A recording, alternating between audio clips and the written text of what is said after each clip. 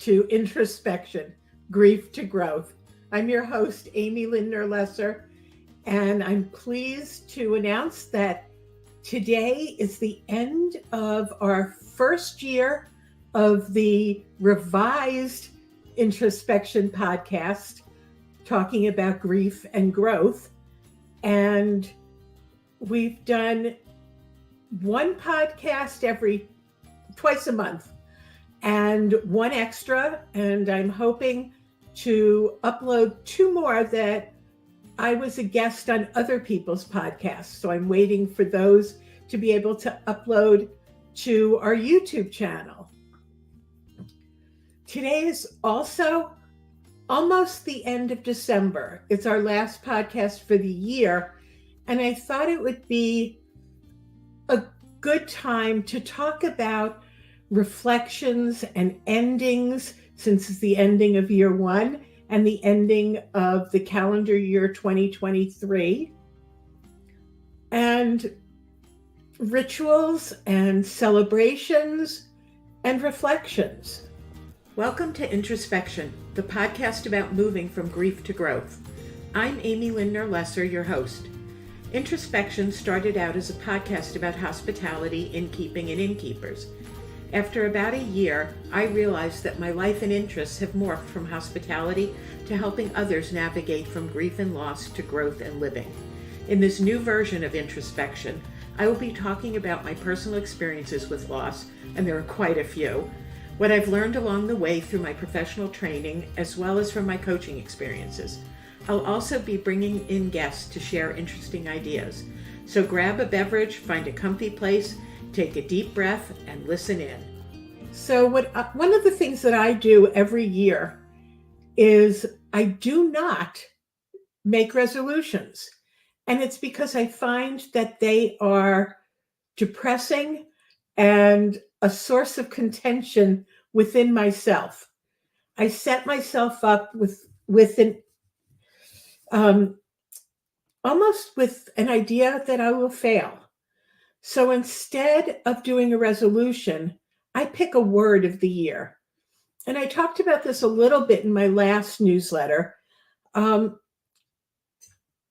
I'm thinking of is the word creative or creativity.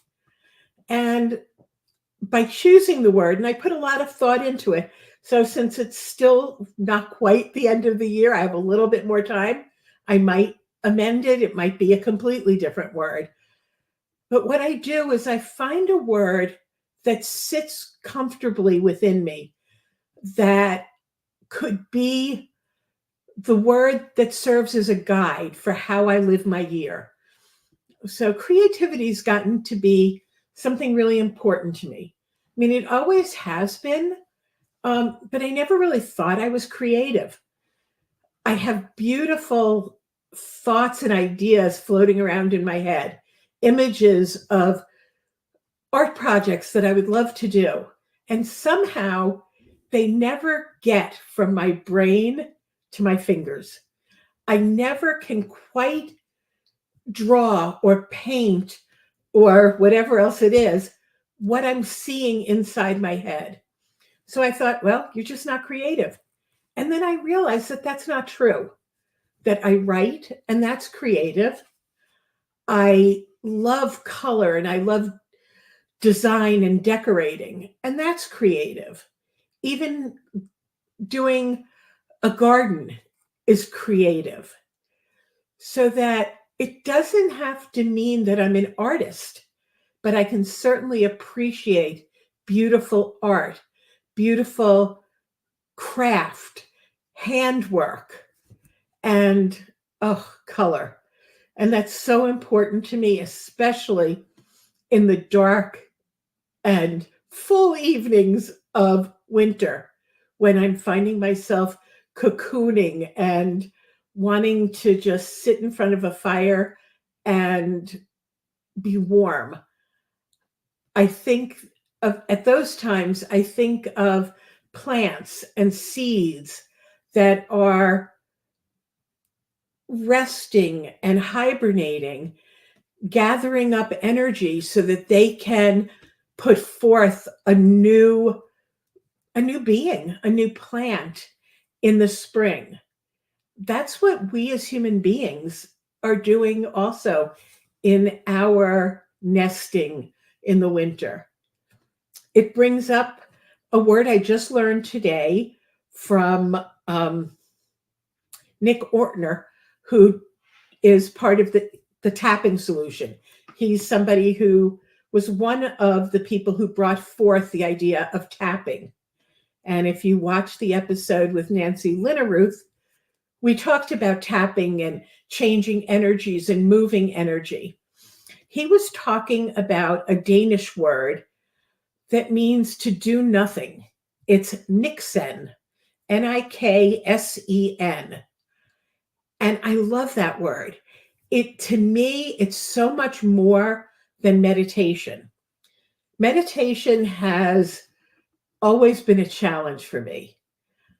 I find it difficult to sit and quiet my mind and not think of things and not allow things to come through. With Niksen, the idea is that you sit for 5 to 10 minutes and just sit. You're not doing anything.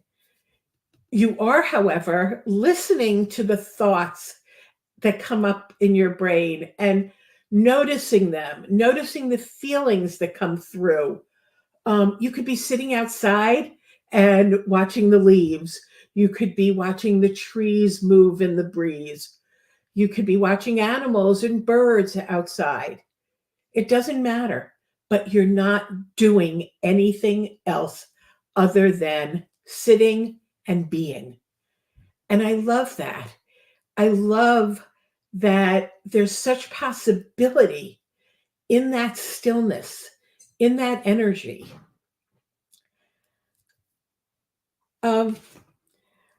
There's a quotation from Henry Wadsworth Longfellow that I'd like to read to you, and then talk about it a little bit. He says, "The holiest of holidays are those kept by ourselves in silence and apart, the secret anniversaries of the heart."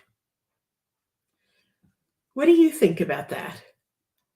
I'm not sure that I like the idea that we keep them alone and separate and don't share them.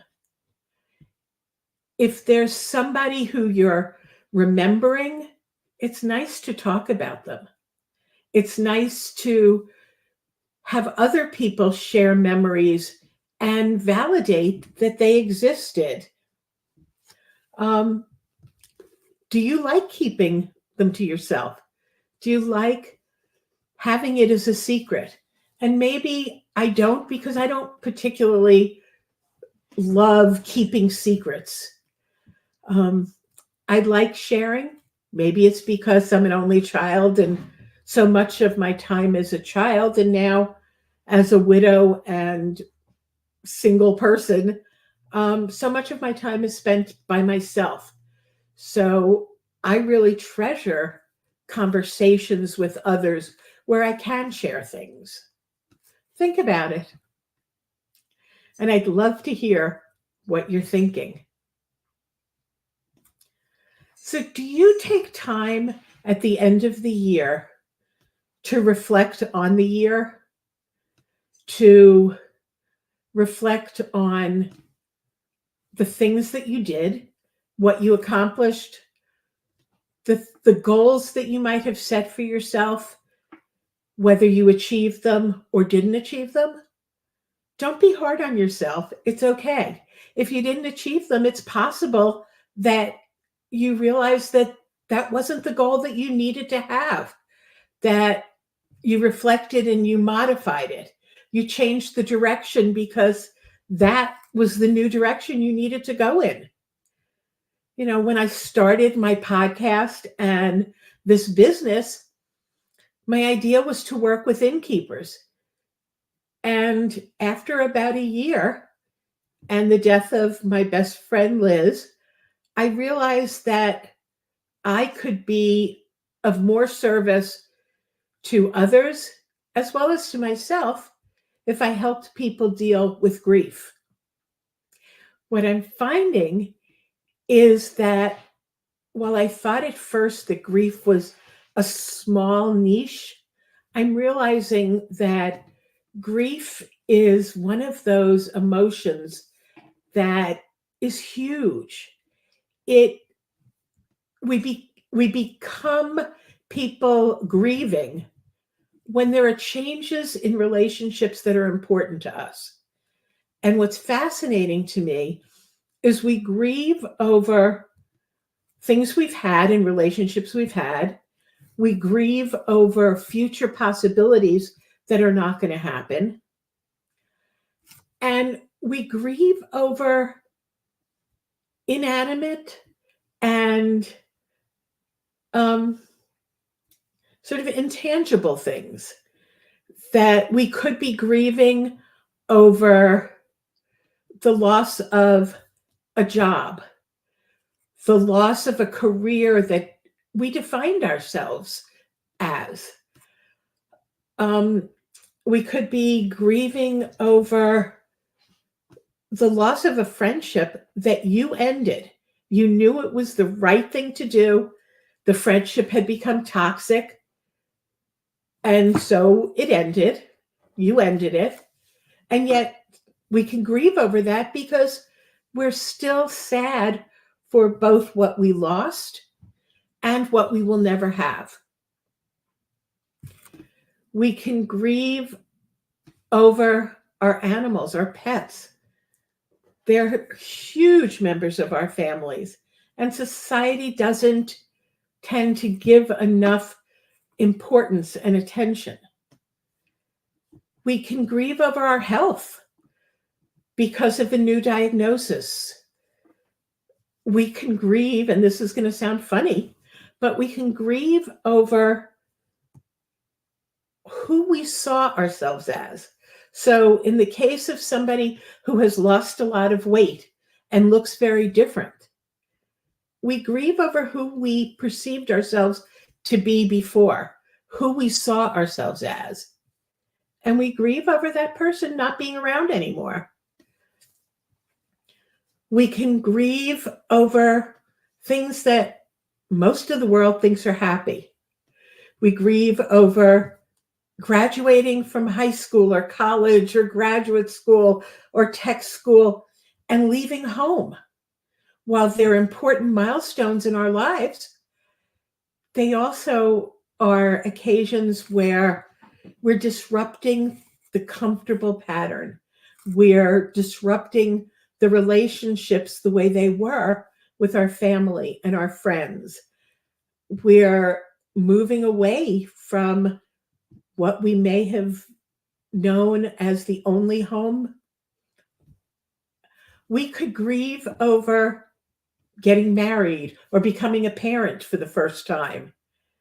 That, yes, you're happy, they're exciting things, and yet they're huge changes and losses in many ways of the relationships and your behaviors. Before you were married, if you weren't necessarily living with that person, you may have had a much freer lifestyle. You didn't have to tell anybody where you were going or what time you'd be home. There wasn't necessarily somebody who worried or was concerned about you. With a partner, spouse, there is somebody. When you have a child, all of a sudden you are responsible for another being. I laugh at it. It's funny, but having a toddler was the end of me going to the bathroom on my own. There was always somebody following me. And actually, before that, it was an animal. It was a pet. But those are some of the things that you could grieve over. Fertility, even for women, menopause and the loss of fertility are things that we grieve over. So getting back to reflecting, one of the things that I do is I take my calendar and I go through it on a daily basis. And I look at, what did I do? What did I accomplish? And then I look at, did I set out goals for the year? What were the goals that I set out? Did I do them? Did I not accomplish them? Why did I not accomplish them? Was it because something else bigger and better came up? Was it because it wasn't a realistic thought?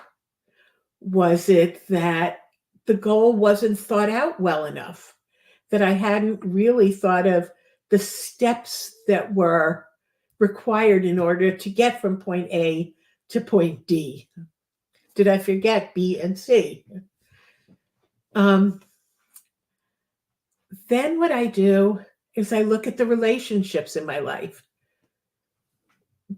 Where did I fall short in what I wanted to accomplish as far as relationships? Is the quality of my friendships and other family relations, are they where I want them to be? Where did they fall short? Where did they come up even better? How would I like to alter them for the upcoming year? Are there experiences that I want to make sure happen in 2024? Do I want to travel? Did I travel? What did I get from those? And I look at the spoke of life, and I'm not necessarily going to remember what they all are, but we're looking at relationships, spiritual, finances, family, career, a job, and recreation. Where did they end up at the end of the year? Put them on a graph or a chart and give them a 0 to 10. 10 being they were amazing, I couldn't handle anymore. 0 being I really messed up and I didn't put attention or time or energy into this. And then do the same thing for 2024 or next year. What value do you want to give? For example, if you gave your recreation a 10 for this year, where do you want it next year? Do you want maybe to spend less time on vacationing or personal development or physical development, like activities, exercise, and maybe spend more time on your career? Are you newly retired or are you planning on retiring?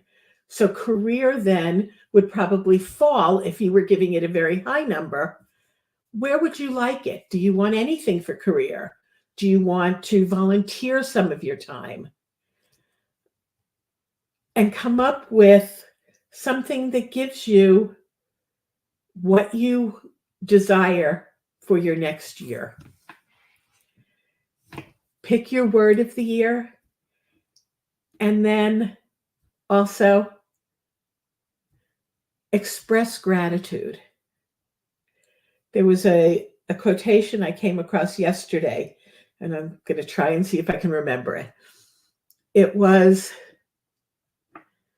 being grateful and not telling the person or the universe or God or source or whoever, whatever you believe in, that you're grateful is like wrapping a gift and not giving it. And I thought, wow, that's pretty profound. That giving somebody the gift of our gratitude by saying, I really appreciate, I'm so grateful you're in my life. I appreciate that you said blah, blah, blah. I appreciate that you make me laugh. I appreciate that you make me think deeply on some things, that you even make me think. Um, Whatever it is, it's important that we tell people. Presents, especially during the holidays, are so much less important. And when I say presents, I mean gifts, things, than your presence. We've all seen the thing that says, the only present I need is your presence. And that's really true. Sit with a friend, sit with a family member, sit with a loved one, with an animal, even with a stranger. Take some time this holiday and give your presence to somebody. We can all need it. We can all use it. And in this dark season, this season of cocooning into the darkness, bring some light into somebody's life. All of our winter holidays are in some ways human designed holidays, in that they didn't necessarily happen if they were real events in the winter. However, our foreparents realized that we needed something to light our winters up. And we're coming up to the shortest day. And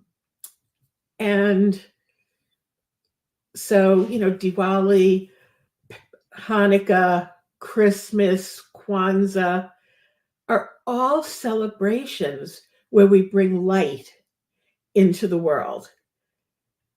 And it doesn't matter what holiday you celebrate. What matters is that we respect each other's values and differences. Most of us share the values of peace and love and human kindness. And this is the season for that. So see how you can be a present with your presence. And on that, I wish you all a